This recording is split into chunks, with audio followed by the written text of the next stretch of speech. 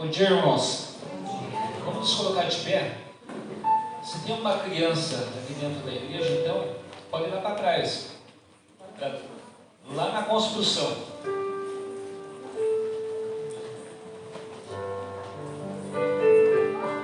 Né, Abigail?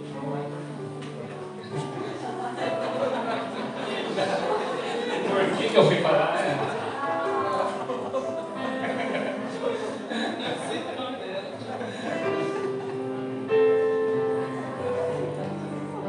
Bom dia, Deus esteja abençoando cada uma de suas vidas. O propósito de nós estarmos aqui nessa manhã, o Salmo 40, verso 5 diz assim: são muitas, Senhor Deus meu, as maravilhas que tens operado, e também os teus desígnios para conosco. Ninguém há que se possa igualar contigo. Amém? Vamos orar nesse momento. Senhor, nós te agradecemos por um dia tão maravilhoso que o Senhor nos deu, onde brilha a tua natureza, enfim, onde Jesus é a luz desse mundo, o qual nós devemos seguir em nossas vidas. Senhor, obrigado pela salvação que Ele também nos deu, porque Ele abriu nossos olhos, nossa mente, o nosso coração. Senhor, aceita nosso louvor nessa manhã. Segue tudo aquilo que queremos fazer, que seja para a honra e glória do Teu nome. E também fala ao nosso coração, em nome do Teu Filho Jesus. Amém.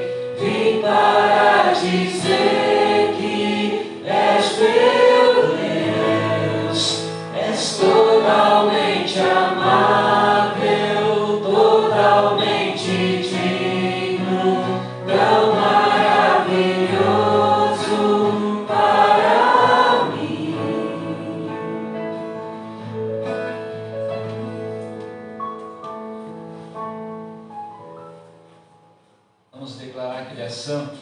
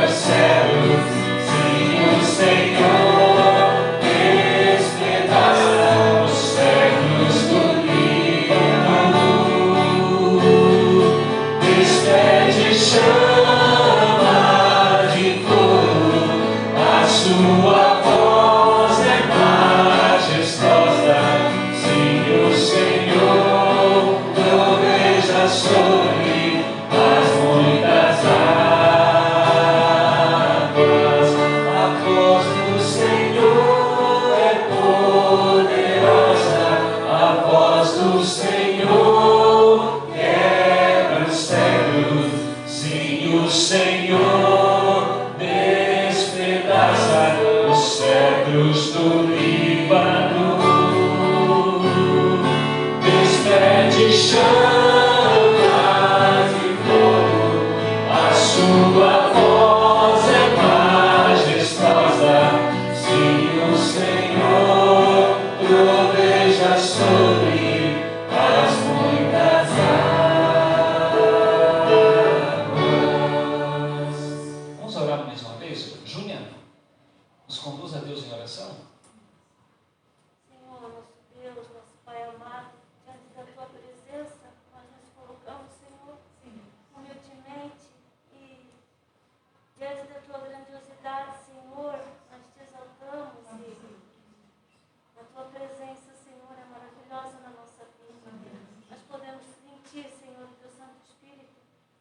agindo em cada um aqui, Senhor, através desses cânticos, Senhor. Tua presença se faz presente no nosso meio. Eu te louvo por isso, Senhor. Eu te louvo por essa manhã tão linda que tu nos deste para a tua graça. Muito obrigado, Senhor, pela presença dos irmãos aqui com a gente. Muito obrigado porque nós podemos estar hoje aqui. Nos desse saúde, Senhor, nos desse vida. E nós te louvamos. Queremos, Senhor, declarar que somos pecadores e necessitamos da tua graça. Muito obrigada, Jesus, por mais esse dia. Muito obrigada pela salvação. Muito obrigada por esse local, Senhor. Muito obrigada, Senhor. Eu sou grata porque a minha família está toda aqui, com a meu marido, meu filho, Senhor. E nós declaramos que nós te amamos. Obrigada, Jesus. Em teu nome que nós oramos. Amém. Queridos, escola central, o irmão Alex tem a palavra? Você?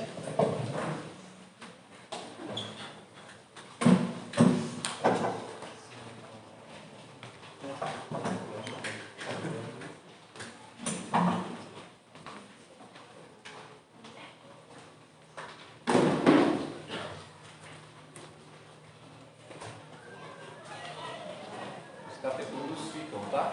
Com o Alex. Do Alex. Alô? Alô, som. Estão me ouvindo? Não. Alô, som? Eu falei pro Rafa, toda vez que eu vou pegar o microfone, ele faz não funcionar. Rafa, nosso combinado no final do culto, tá? Eu disse que eu ia acertar ele se não funcionasse o microfone. O pastor, ele nunca erra comigo, ele sempre me boicota. Brincadeira, né? Acontece. Amém? Estão me ouvindo agora? Sim. Tá bom.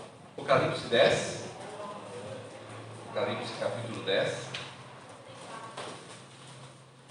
O pastor não está presente e mesmo que tivesse, nós temos a divisão, né? Um domingo fica com catecúmenos e outro está aqui. Quando ele não está aqui, eu estou lá, e assim está essa troca. E nós estamos já dando sequência em alguns estudos sobre o livro de Apocalipse, e hoje nós estamos no capítulo 10 de Apocalipse, que nós vamos ler. Depois vamos fazer uma recapitulação, vamos voltar um pouquinho em alguns capítulos para a gente entender o que está acontecendo dentro desse contexto de Apocalipse.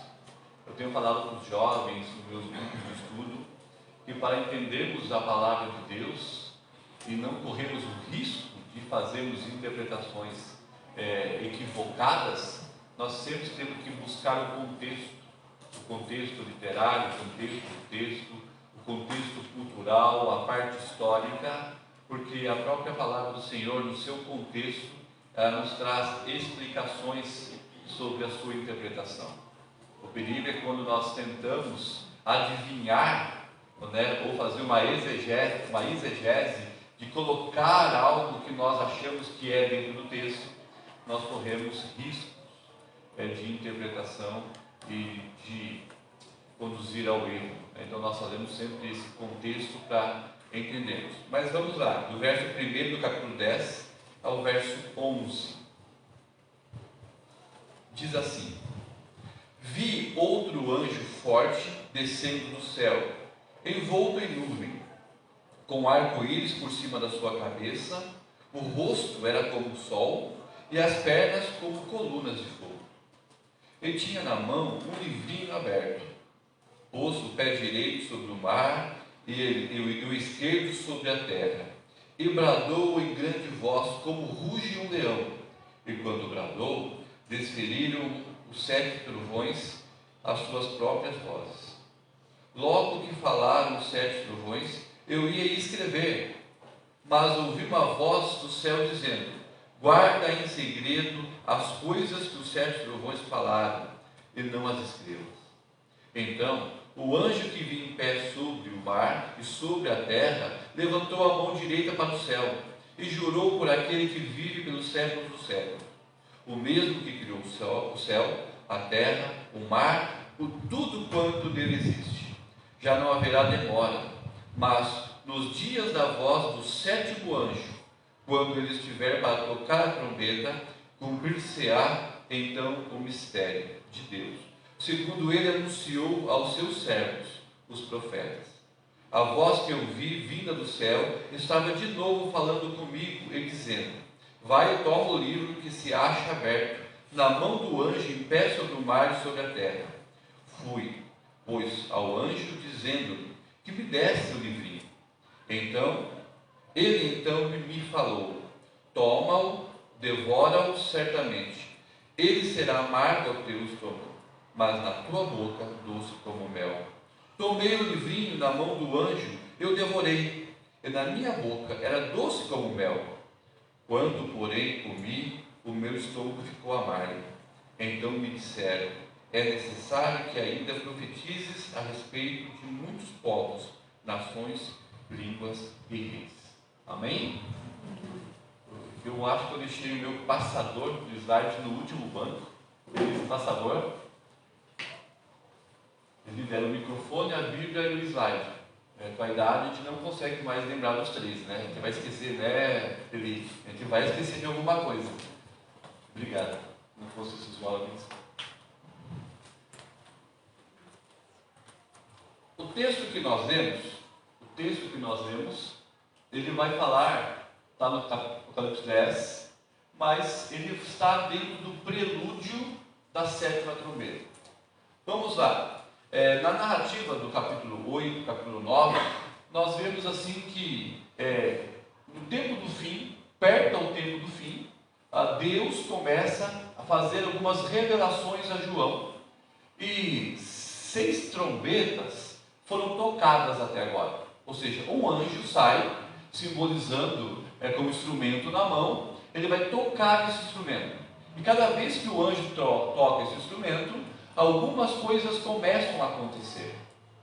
E nós sabemos pelo contexto e pelos fatos históricos de que desde o primeiro até o sexto são coisas que já começaram a acontecer no passado, estão acontecendo hoje, mas vão ampliar ou aumentar a sua gravidade até chegar o dia do fim, o juízo final.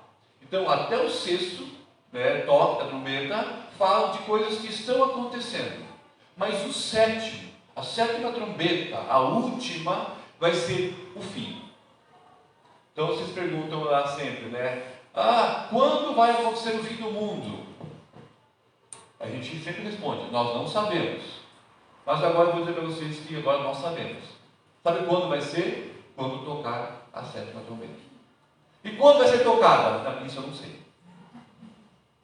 Isso eu não sei. Então eu sei que vai ser quando tocar a sétima. Mas quando Deus vai mandar tocar a sétima, aí é só Deus que sabe. Eu não sei. Para muitos está longe, para outros está muito perto, para uns não está nem aí. Mas o fato é que vai tocar. Entre a sexta e a sétima é o nosso texto que nós estamos aqui lendo no Apocalipse 10. É o interlúdio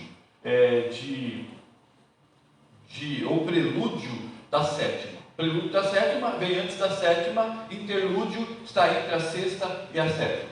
Mas vamos lá. A primeira, a segunda e a terceira e a quarta trombeta, quando foram tocadas, o que aconteceu? Deus deu autorização aos anjos malignos ou ao pecado desse mundo que tocasse a natureza, o céu, a terra, os luzeiros, o mar, as águas doces. Ou seja, é a permissão de Deus como juízo ao pecado. Esse pecado que nós herdamos de Adão, quando Gênesis fala que Deus viu tudo o que ele criou e era muito bom, e após o pecado ele vai dizer para Adão e Eva que maldita é a terra por sua causa. Ele está dizendo que naquele momento, consequências naturais, ou a natureza que era perfeita, justa e boa, ela deixou de ser perfeita, justa e boa e vai sofrer danos, consequências ao pecado. Os 4 primeiros estão falando basicamente disso, de que Deus, por causa do pecado do homem, ele permitiu que a natureza morresse.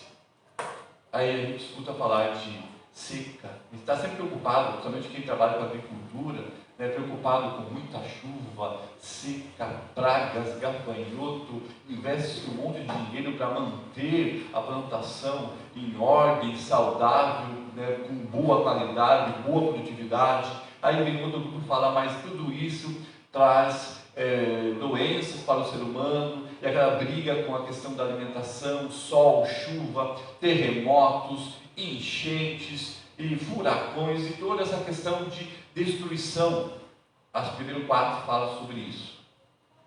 A quinta vai falar que quando tocou a 5ª trombeta, Deus permitiu que uma legião de gafanhotos, aqui fala de espíritos malignos, o mal, né, fosse solto, ele fosse atacar aqueles que não eram selados, não são selados com o Espírito Santo de Deus, ou seja, possessão, destruição, morte, tormento, tristeza, provocar no coração humano todas as sensações de destruição e morte. De quem? De toda a raça humana? Não, um grupo específico, aqueles que ainda não se renderam a Jesus.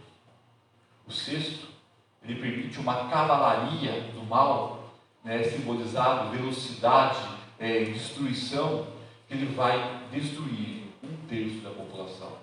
Ele falava de guerras, de maldade, de destruição. E tudo isso na história nós vemos acontecer.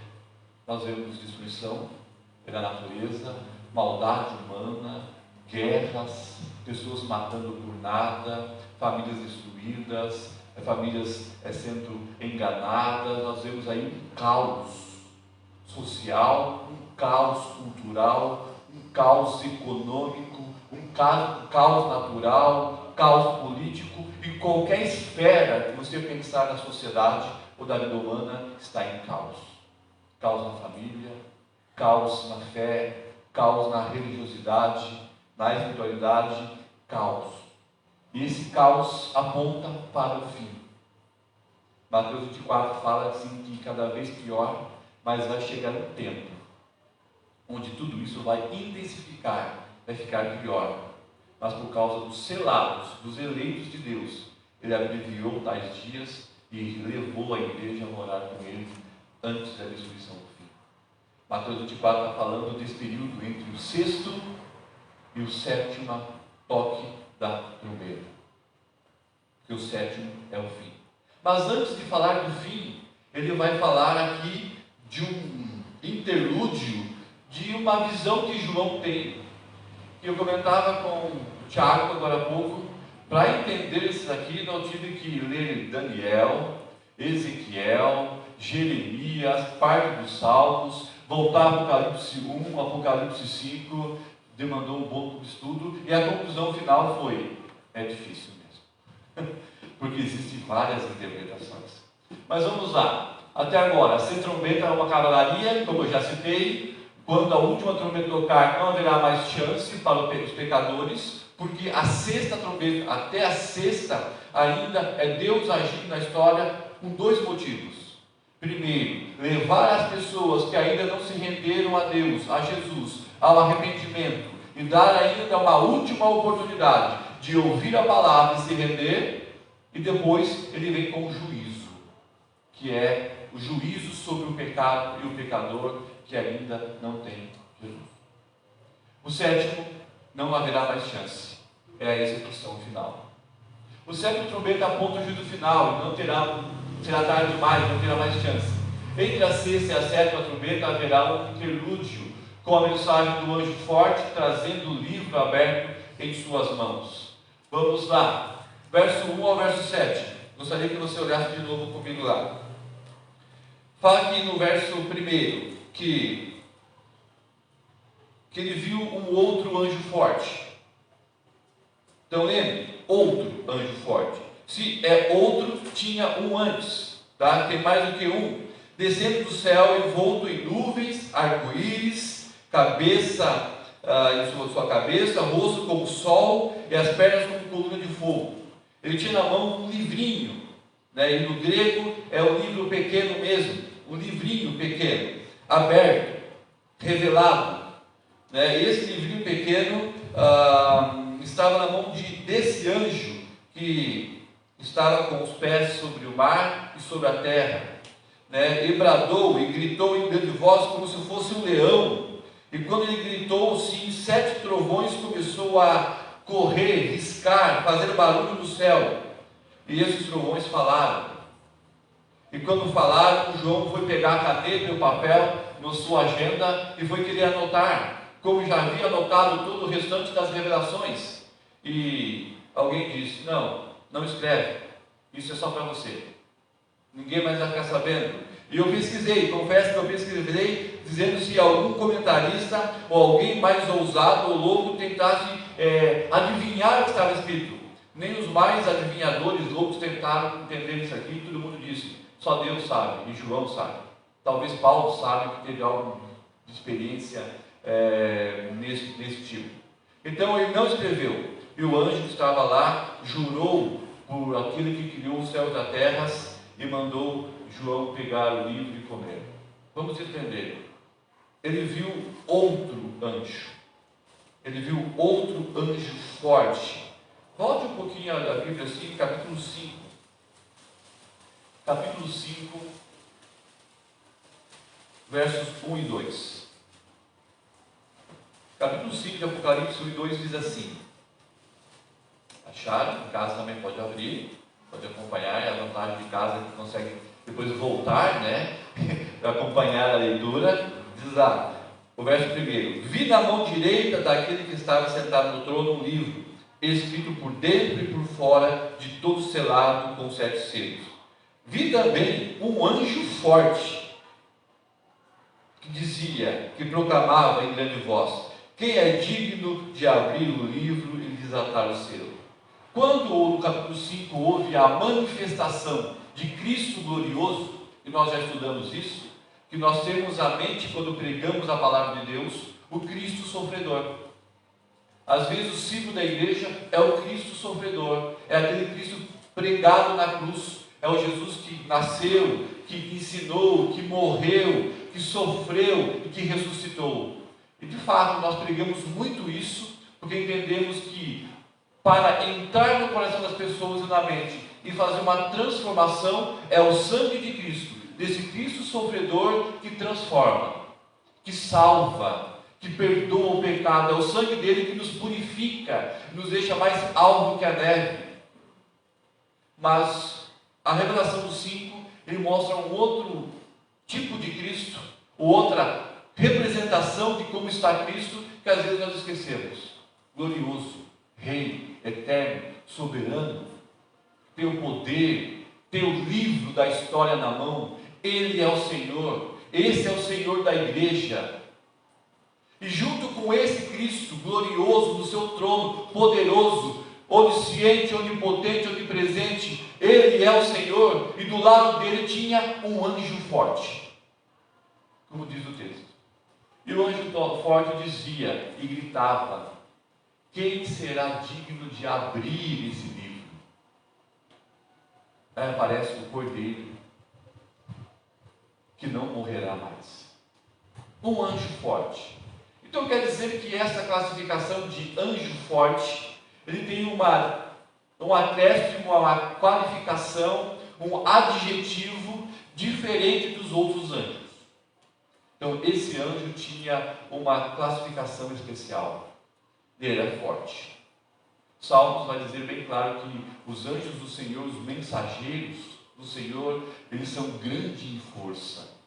Mas esse não era só grande em força, tinha algo a mais, era forte.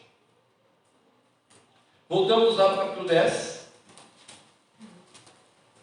Esse anjo forte era outro, então tinha um outro anjo forte. Quer dizer que no céu, quando Deus traçou os seus planos para agir, interagir aqui nesse mundo com as pessoas e concluir a sua plenitude com o mundo, ele classificou alguns anjos e disse: essa é a sua função, essa é a sua função, essa é a sua função. Você é o anjo forte, você é o outro anjo forte, e você tem duas funções especiais. O primeiro, dizer quem vai abrir o livro. E João chorava porque ninguém conseguia abrir o livro. O segundo anjo estava lá com um outro livro, mas um livro pequeno, um livrinho. Que livrinho era esse? É o que nós temos que estudar. Que livrinho era esse? O que estava acontecendo? Quem que era esse anjo forte? Bem, muitos comentaristas acreditavam que era o próprio Cristo. Mas o contexto de todo o livro de Apocalipse, em nenhum momento, quando fala de anjo, ele se refere ao Filho de Deus. É verdade que no Velho Testamento, quando você estuda lá, que o anjo do Senhor apareceu a Abraão, e lá no seu texto, a palavra anjo está com uma letra maiúscula. Lá é uma cristofania, uma manifestação do próprio Filho de Deus agindo na história. Mas não é o caso de Apocalipse. Esse anjo não é o Filho de Deus. É um outro anjo forte que, para ser representada a sua força e a sua ação, ele traz, como nós vamos ver, as características muito parecidas com o próprio Filho de Deus. Isso é a representação de que ele foi enviado com um ministério específico, especial, pelo próprio Cristo. Ele é a representação da ação de Cristo na história. É verdade que a igreja deveria ser a representação de Deus na história. E a igreja deveria ter as mesmas características de Cristo. Deveria. Mas nem é hoje o sermão de descer ali o cajado, né, sobre ser ou não ser a luz desse mundo. Mas vamos lá. Esse anjo não é Cristo. Né? Por mais que ele se pareça com as características, mas o texto que dá a característica dele está dizendo que ele tinha uma missão especial nesse meio tempo antes do fim do mundo, antes de chegar ao tempo final. Ele tinha uma missão especial. O anjo geralmente são chamados de mensageiros. Hebreus fala que eles são mensageiros, e uma das funções desse anjo era trazer a mensagem, uma mensagem especial a quem? A João.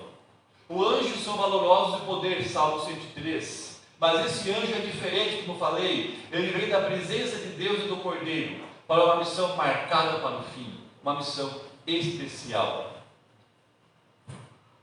Quem é esse anjo? Esse anjo desce do céu envolto em nuvem. Olha as características. Quando nós falamos em nuvem, né, geralmente no Velho Testamento, quando Deus se manifestava ao povo de Israel, né, fogo, nuvem ou escuridão eram representações naturais de manifestação da glória de Deus.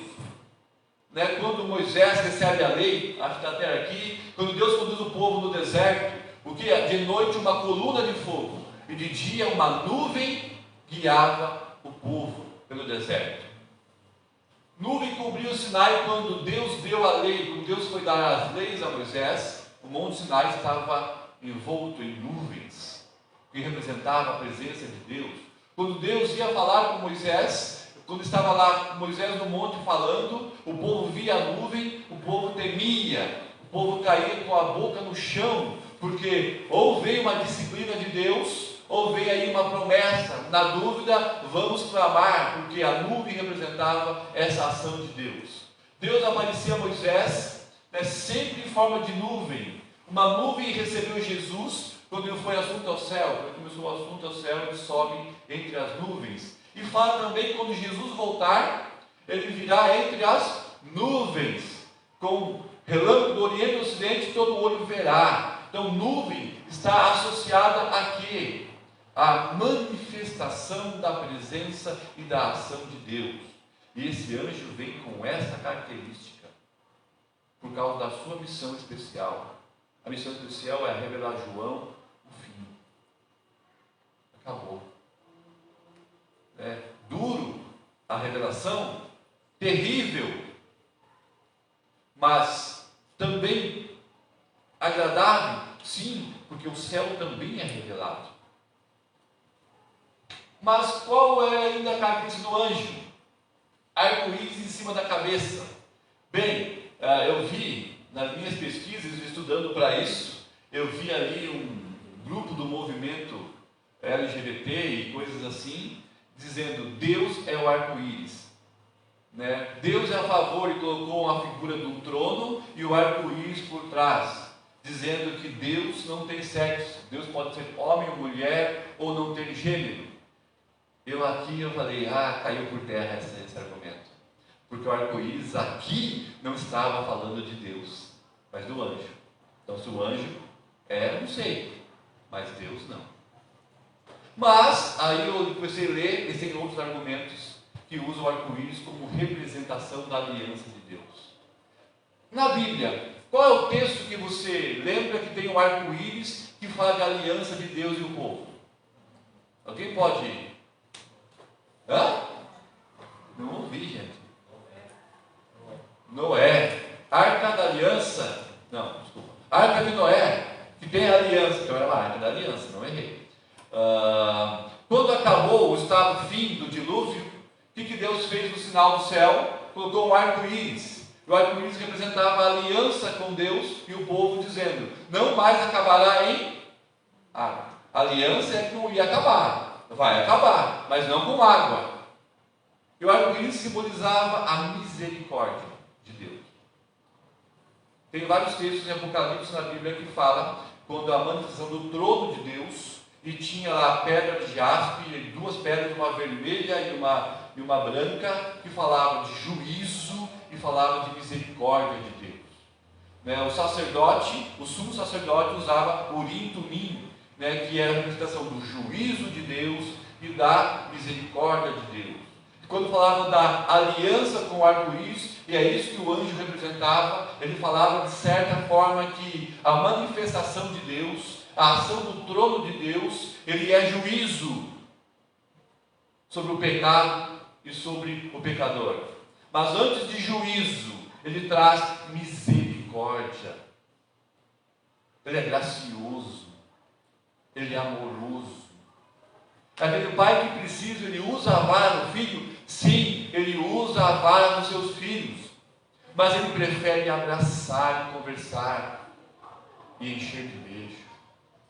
Mas por ser amoroso, não significa que, se necessário for fazer a justiça, ele não faz, ele faz. E é isso que o arco-íris está representando, que esse anjo está vindo falar do fim. Mas antes de começar no fim, o juízo de Deus, Deus está dando a chance, até a sexta trombeta, de misericórdia. Tempo de restauração. Tempo das pessoas ouvirem, se renderem e se entregarem ao Senhor Jesus. Porque quando vier o fim, é a justiça. E a justiça é o julgamento de Deus. Quando vai ser? Quando tocar a sétima trombeta. Esse arco-íris assim da aliança. Arco-íris aparece ao redor do trono de Deus, Apocalipse 4. Lembra de Deus, lembra que Deus é um trono de misericórdia, antes de ser um trono de juízo. Deus se lembra da sua misericórdia na sua ira. Então Deus é um Deus misericordioso, mas justo, juiz. Ele perdoa e restaura quem ouve. Quem não ouve, ele vai usar o seu julgamento.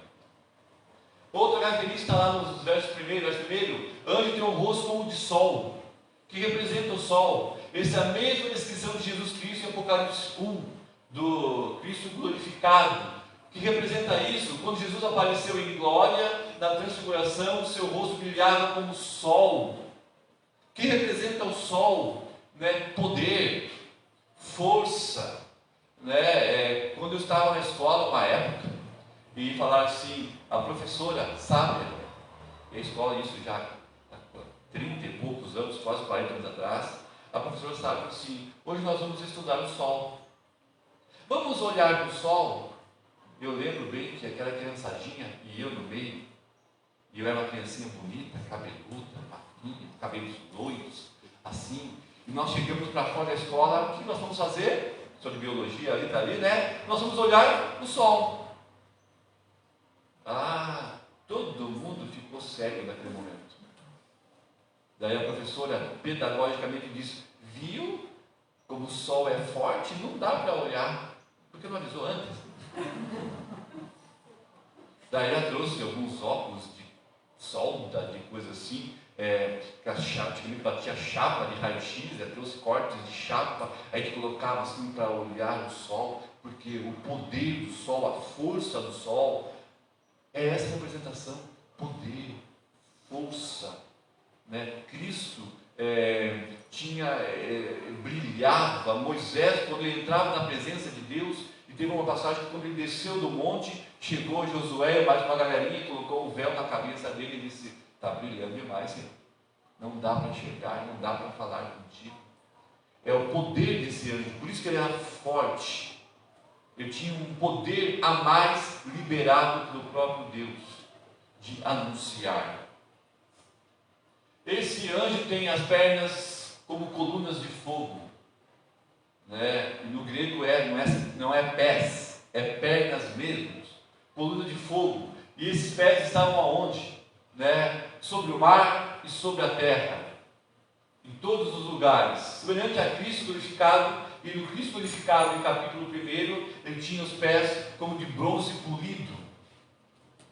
Qual é a ideia? Que passa por purificação, passa por queima. É igual pegar lá o ouro, o material, minerais, e você vai colocar uma quantidade de fogo para purificar, tirar as impurezas. Somente no ouro faz muito isso, né? Jesus tinha essa ideia de purificação, mas a purificação tem a ver com destruir, eliminar, excluir o que estava como impurezas. Juízo aonde? Nos 4 cantos do mundo. Lembra a visão anterior? Os anjos estavam nos 4 cantos do mundo, esperando para ser liberados. Terra e céu. Alguns intérpretes falam assim que é Israel e fala que é a igreja. Não, aqui está falando de todo o território mundial, todos os cantos. Não sai da ação do nosso Deus. Deus está em julgamento, purificando, né, em todos os lugares. Onde ele pisa, que ele purifica. Esse anjo tem na mão um livrinho. Vamos lá para o livrinho. Que livrinho é esse? A palavra grega para livrinho, no verso 2, é diferente usada no capítulo 5. Nós lemos. No capítulo 5 tem um livro. Ok? E esse livro estava selado, fechado. Não tinha revelação. Esse livro foi aberto. E como que era a descrição do antigo dos livros? Papiro, rolo. Um rolo fechado, selado. Esse rolo foi aberto. Em Apocalipse 10, fala de um livrinho. O termo livrinho aqui, ele é um recorte. É um pedaço.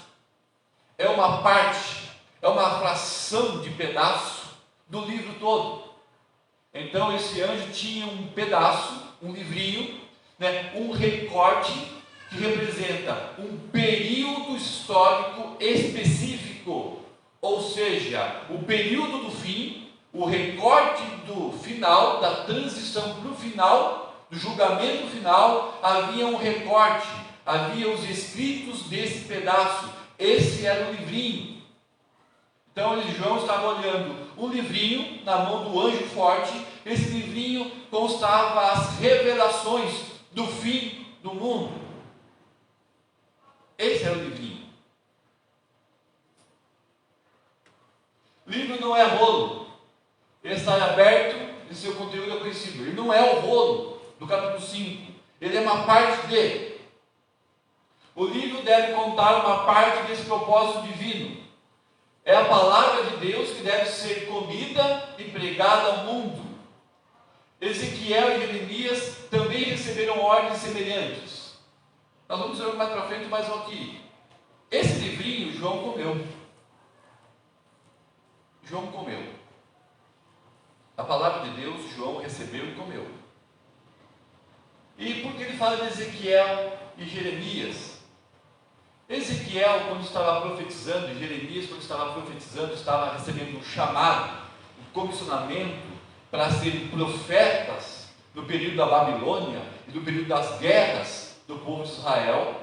Eles recebem também no livrinho uma manifestação, um recorte, a palavra de Deus.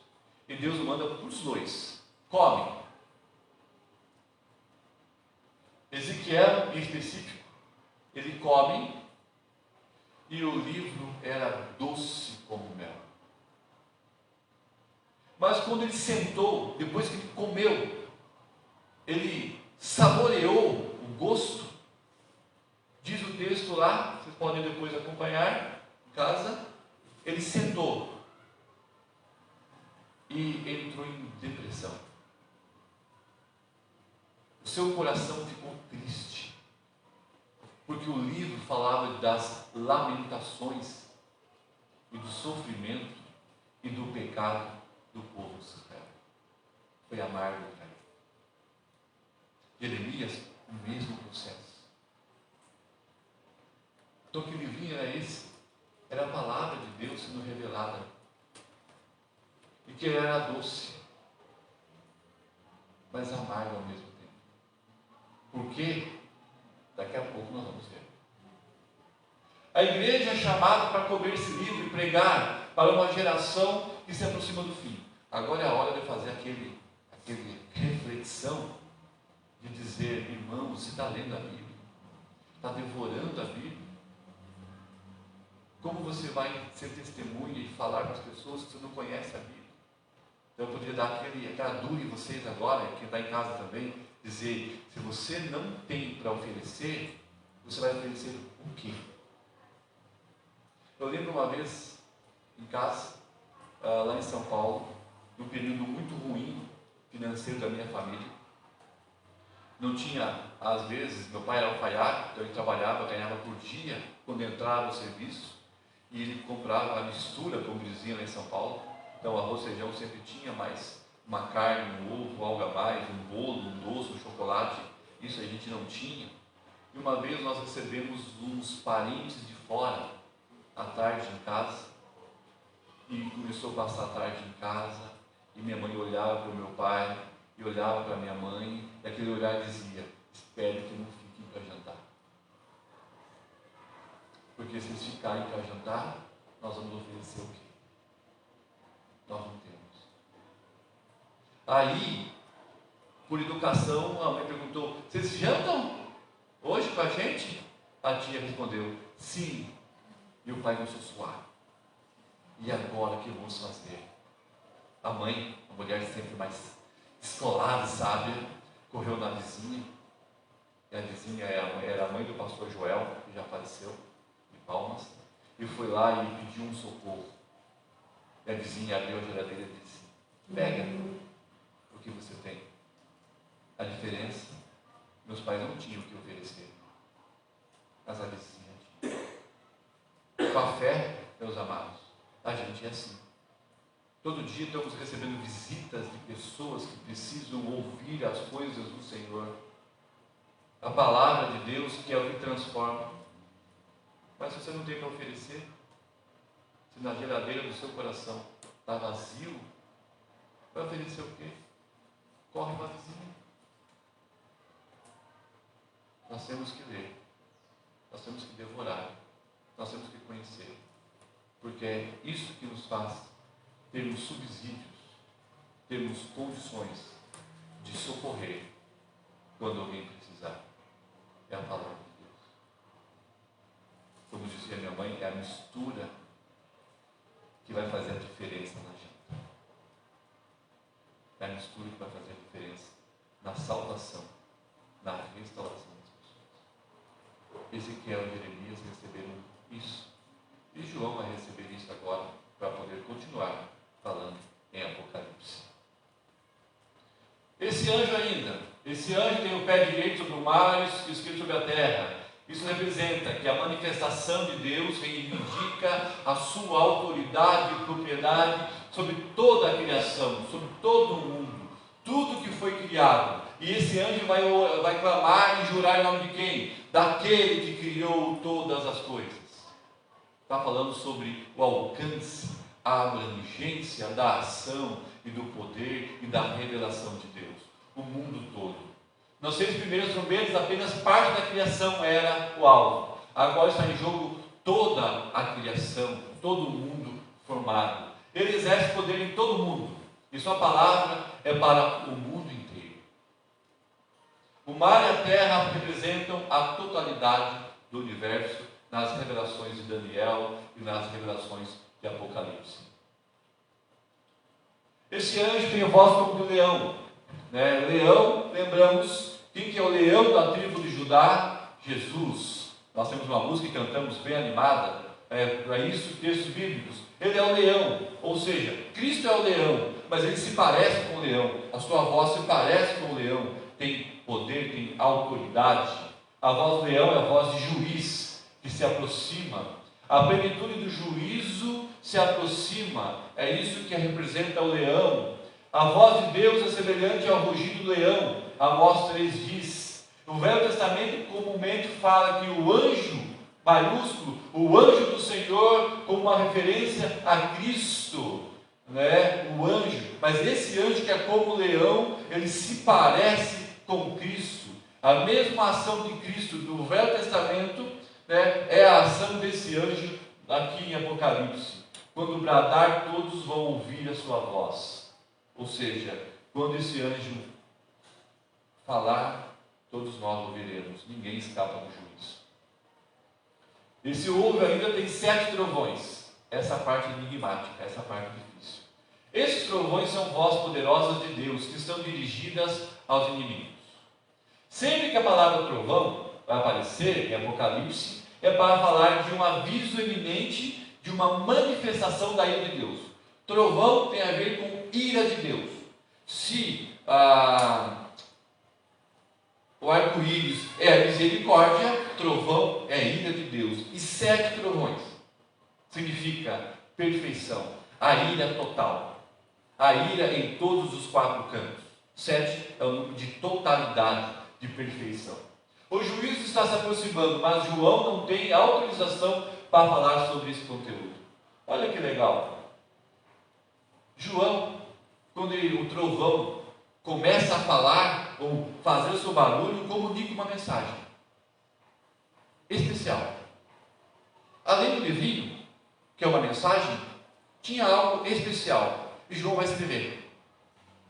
Ele disse: não escreve, isso é para você.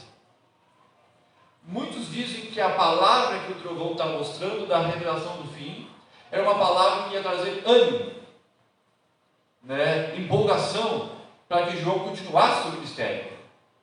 Mas nós não podemos saber. Paulo, em um momento da sua vida, o apóstolo Paulo, ele foi levado aos 7 céus, ele teve o privilégio de olhar pela fechadura o céu. Ele teve algumas revelações especiais em vários momentos. Em alguns momentos Deus disse para ele assim: isso que eu estou te mostrando, não conte a ninguém. É seu, Paulo. Então Deus deu uma revelação para Paulo e para João que eles não contaram para ninguém. Aí eu estava lendo lá uma piada, é claro, Ele diz assim: por que disse para João e não foi para uma mulher? Porque a mulher ia contar, não ia se aguentar, ia dizer para a vizinha: ó vizinha, não, Deus me revelou. Brincadeira, Deus nem escolheu a mulher, não sei porquê, mas era João que estava lá. João não contou. Eu fiquei perguntando: será que se eu tivesse os trovões que gritassem para mim, o que eu ia fazer? Será que eu ia contar? Eu não ia contar, porque se algum trovão gritasse, eu ia correr antes de ouvir o que ele falou. Porque deve ser uma visão assustadora. É uma visão de que Deus deu a João e não é mais ninguém, porque é algo sobrenatural. Eu saía correndo, eu já corri por bem menos do que isso. Mas João ouviu e guardou no seu coração. Sabe o que quer dizer isso? Aí trazendo aquele momento de reflexão, é que tem a palavra geral para a igreja. Essa é a palavra geral para a igreja. Mas tem coisa que Deus trata com você. Eu ouvindo um pregador falar, ele dizia assim, que um dos grandes erros que ele cometeu no seu ministério foi toda vez que ele orava e Deus falava com ele, ele pregava para a igreja. E depois de velho ele entendeu, tinha coisa que não era para a igreja. Tinha coisa que era específica do meu problema, do meu coração. Tem a palavra que Deus quer que você escute coletivamente, igreja do Senhor. Mas tem a palavra de Deus que Deus quer para você. É Deus tratando no seu coração. É Deus falando com a sua necessidade. É Deus animando e confortando o seu coração. E não é para contar para ninguém, é você e Deus. Tratando do seu problema. É com você e Deus. Deus fala coletivo. E Deus fala individual. Em casa, no carro, quando Ele fala. Quando você devora esse livro. Então essa voz dos 7 trovões, só João sabe. E na minha lista, na minha agenda de perguntas difíceis que eu quero fazer para Deus e os servos de Deus, essa está na número 14 do meu livrinho, que quando eu encontrar João no céu, eu vou perguntar, me conta que o trovão falou. Eu tenho algumas perguntas para alguns servos de Deus que estão no céu. São curiosidades minhas. E eu vou perguntar. Vou. Tem tudo. João, o que você ouviu lá? E se João vai contar, não sei. Mas ele ouviu algo especial para ele. O anjo está anunciando que não haverá mais tempo antes que o fim venha. O fim não será mais adiado. Ou seja, o fim está próximo. Está na hora de responder às orações dos santos. Lembra responder às orações dos santos? No capítulo 9, no capítulo 5, em outros capítulos, fala de que no altar da presença de Deus existe um altar de ouro. Esse altar de ouro é o lugar que Deus guarda e coloca as orações dos santos. E que quando, no capítulo da sexta trombeta, quando tocou a sexta trombeta, desse altar saíram vozes, que são as orações da igreja, e por causa do clamor da igreja, foram liberados os acontecimentos finais. Fala da participação da igreja na contribuição do fim através das suas orações. A igreja tem participação no fim. Quando virá o fim? Quando a igreja clamar e quando o evangelho for pregado a todos que têm que ser pregados. E quem faz isso? Quem clama é a igreja. Quem prega é a igreja. Ela tem participação nos eventos do final do mundo nessa ação. A igreja, ela participa. Ela está envolvida na ação histórica e na história do nosso Senhor Jesus. Esse anjo posiciona-se como um conquistador universal. A postura do anjo é de um conquistador tomando posse do seu território. Ele reivindica o mundo inteiro. Em breve o anticristo vai reivindicar seu domínio no mundo inteiro. E vai querer que o mundo inteiro se submeta ao seu controle. E aí tem uma batalha, uma guerra espiritual. Depois virá o fim. Mas somente Jesus recebe do Pai essa herança. Satanás quer a herança, mas ela é um presente de Deus ao Filho. Presente de herança, de certa forma, por ser criador, mas é uma herança conquistada com a morte e ressurreição de Cristo na cruz. Só Ele tem o direito. Satanás ruge como leão para espantar as suas presas, mas Jesus ruge como leão para proclamar a sua vitória. Então, leão, Satanás imita, quer ser, mas leão de fato, quem é o próprio Jesus. Somente Ele tem o poder. Poder por quê? Por ser Deus, natureza, mas também por ser um conquistador. Ele conquistou na cruz o direito de reger a raça humana e tudo que existe. Declaração do anjo. Então, quem é esse anjo? Tudo isso que já vimos. Não é Cristo, mas representa o poder e a anunciação da glória de Deus, da misericórdia e do juízo final. O que esse anjo vai proclamar? Versos 5 a 7. Vamos dar uma olhadinha lá? Então o anjo que vinha em pé sobre o mar e sobre a terra levantou a mão direita do céu. Ou seja, ele vai jurar em nome daquele que que criou os céus e a terra, e vai dizer que não mais haverá demora. No verso 7, mas nos dias da voz do sétimo anjo, quando ele estiver para tocar a trombeta, cumprir-se-á então o mistério de Deus, segundo ele anunciou aos seus servos e os profetas. Amados, eu aconselho ler Daniel 10, 11 e 12. Na verdade, eu li Daniel todo. Daniel tem várias revelações da estátua, que tem cabeça de ouro, dos 4 animais, né, alados que voam. Ele vai ter a revelação do fim no capítulo 12. Daniel vai revelar muitas coisas que estão acontecendo no Apocalipse. Daniel faz a sua profecia. E Daniel pega lá também e revela, escreve nos livros das coisas do Senhor. E quando ele está dizendo assim que o anjo declara, o anjo está falando, o anjo está anunciando que a última trombeta vai tocar, nós vemos Daniel falando das coisas que acontecem no fim do mundo. Ezequiel, Jeremias, tem textos que falam de profecia, desde o nascimento de Cristo como o fim do mundo. A Bíblia, nos seus contextos históricos, o dilúvio, Sodoma e Gomorra, são prelúdios de anúncio de como será o fim. A Bíblia toda em si está dizendo dos processos, dando indícios, mostrando pequenos fragmentos de revelação de que o fim vai acontecer e será terrível. Não é só o Apocalipse que fala do fim, a Bíblia toda fala do fim. E esse anjo vem falar dessas declarações, a solenidade de como o anjo declara a sua palavra, essa é uma cena solene. O anjo levanta a sua mão direita aos céus e faz um juramento, jurando por quem? Pelo Criador, o Pai, o Filho e o Espírito Santo.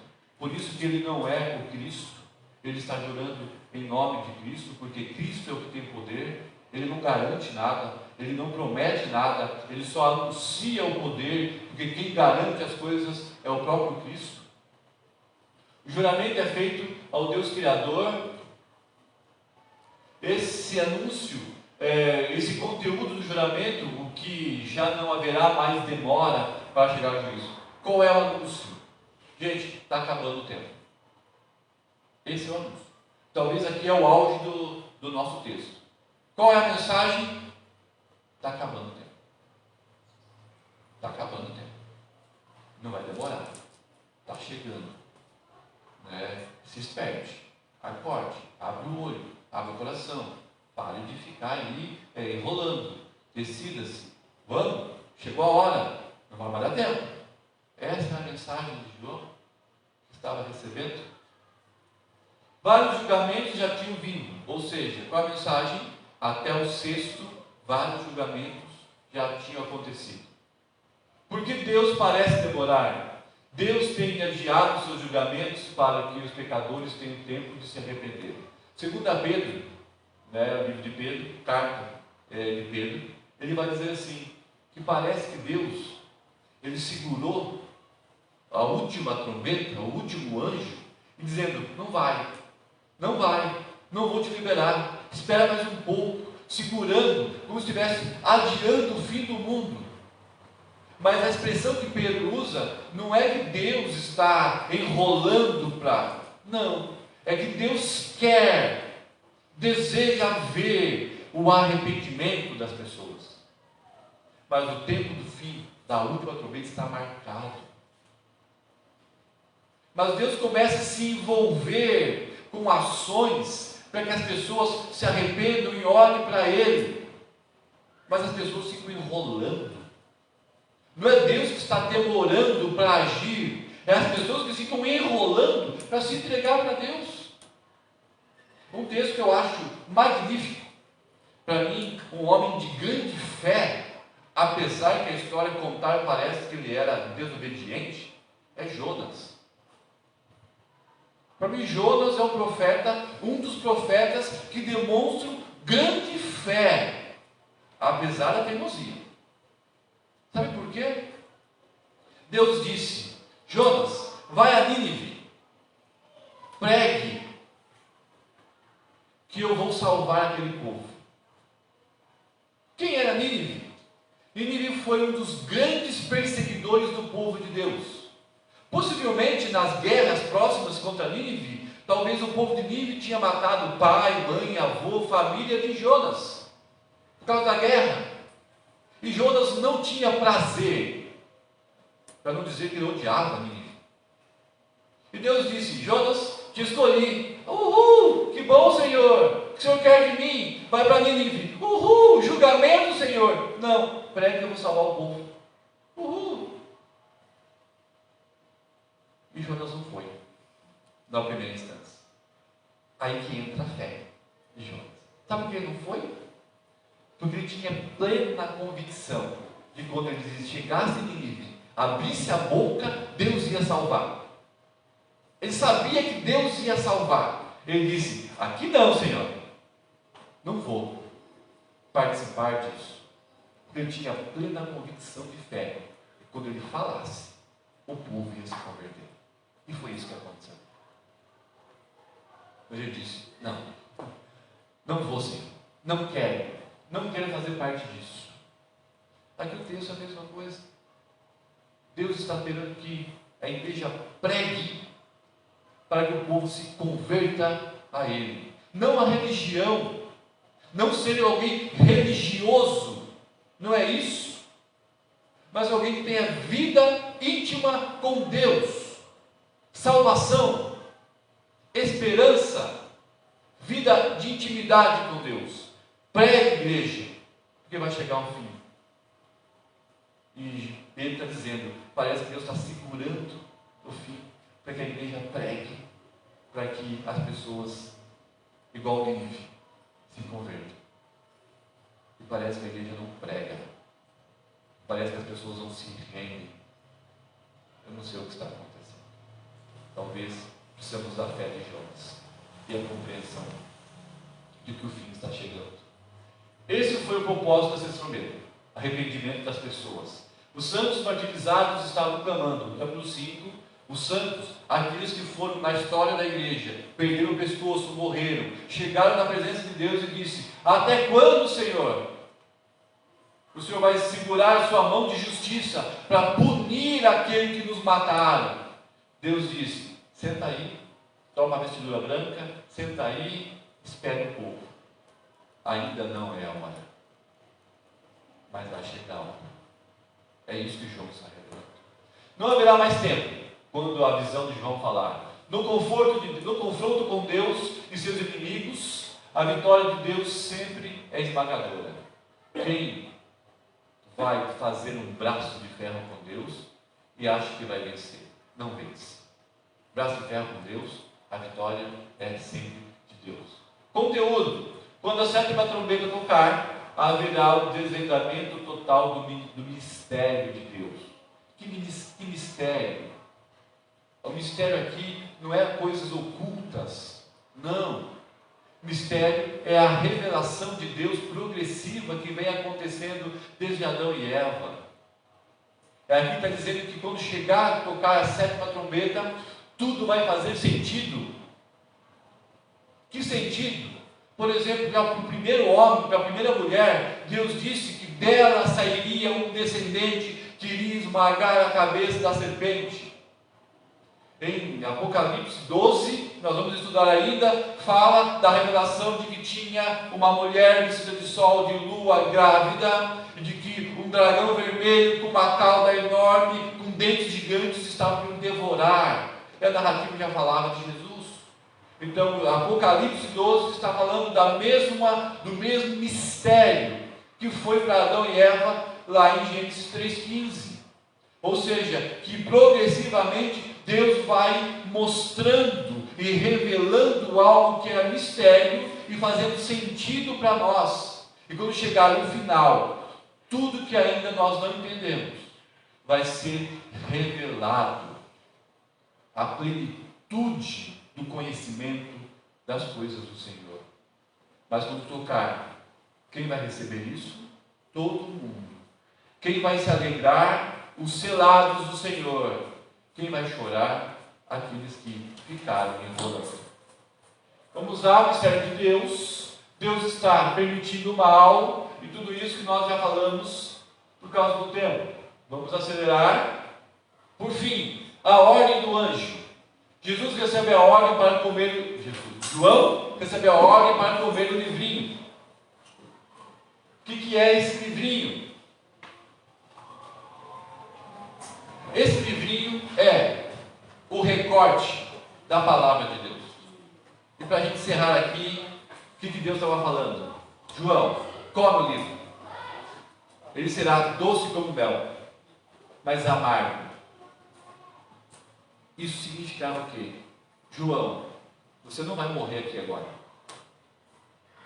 Por isso que os historiadores, estudando, diz que João não morreu na ilha de Patmos. Ele morreu de velhice na cidade de Éfeso, onde ele foi pastor. Porque ele estava considerado como morto, estava numa ilha prisão, ele ia morrer ali, ninguém sai dali. E Deus disse: não acabou. Você tem coisas para anunciar às nações, aos povos. Você vai sair daqui. E você vai pregar, João. Pregar o quê? A minha palavra que está comendo. E essa palavra é doce, mas vai ser amarga. Isso quer dizer o quê? Vai ser doce, porque é a palavra de salvação. É doce porque a palavra revela o amor que Deus tem pelas pessoas. É doce porque é a manifestação do amor de Deus em carne, que é Cristo Jesus.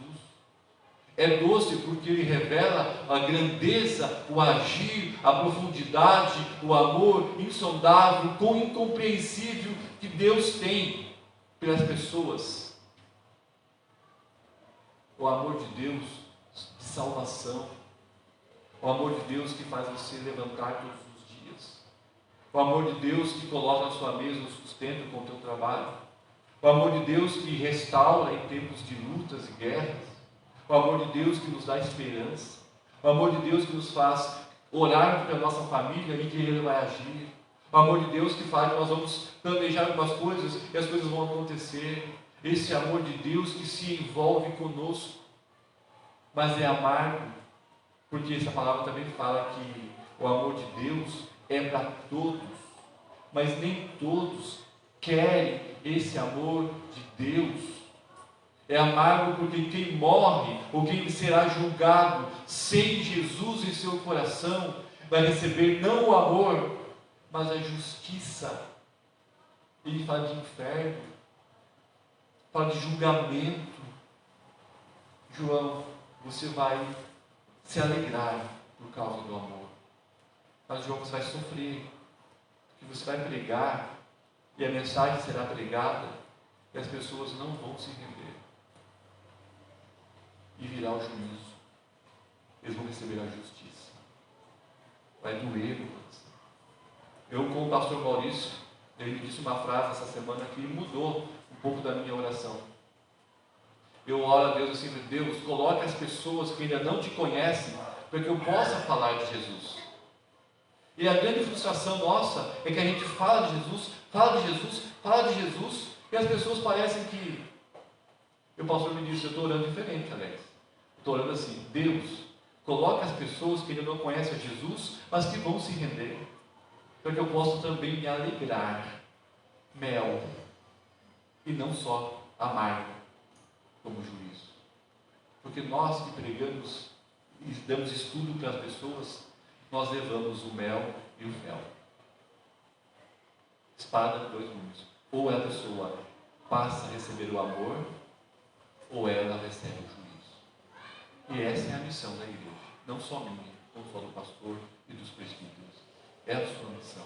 Então, João, Deus está dizendo: pegue o livro e coma. Seja testemunho. Vai ser doce a alegria, mas vai ser triste quando as pessoas não se contam. Amém? Vamos orar? Vamos ficar em pé, amados?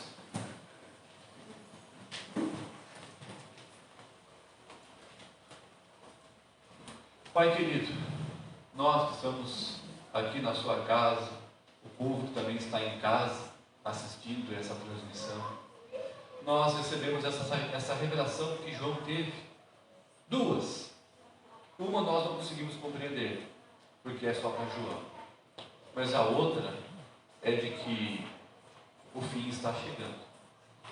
A nossa função é pregar para que as pessoas se convertam.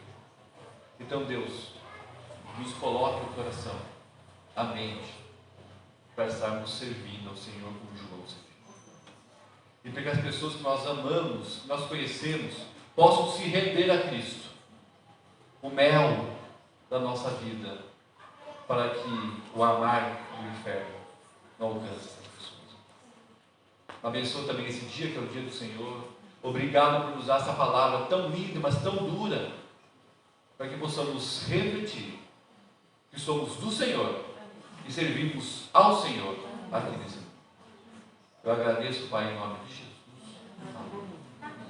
Aniversariantes, temos? Essa semana temos aniversariantes?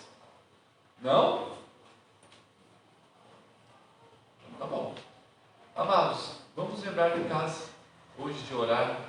Nós temos vários irmãos e irmãs que estão fazendo teste do Covid.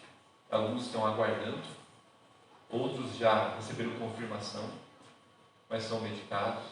Temos vários irmãos enfermos também por outros motivos, pessoas lutando, familiares que ainda não se renderam a Cristo. É motivo de nós hoje, no dia do Senhor, em casa, na casa do Senhor à noite, dobrarmos nossos joelhos e clamarmos para que Deus sustente com o seu amor e sua restauração esse mundo. Amém? Deus abençoe, bom domingo, até a noite.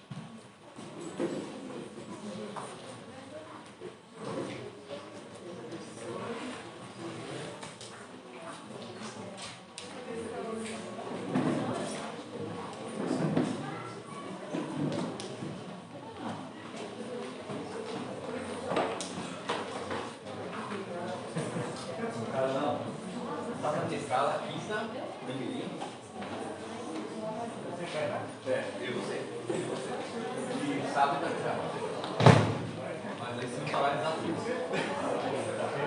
eles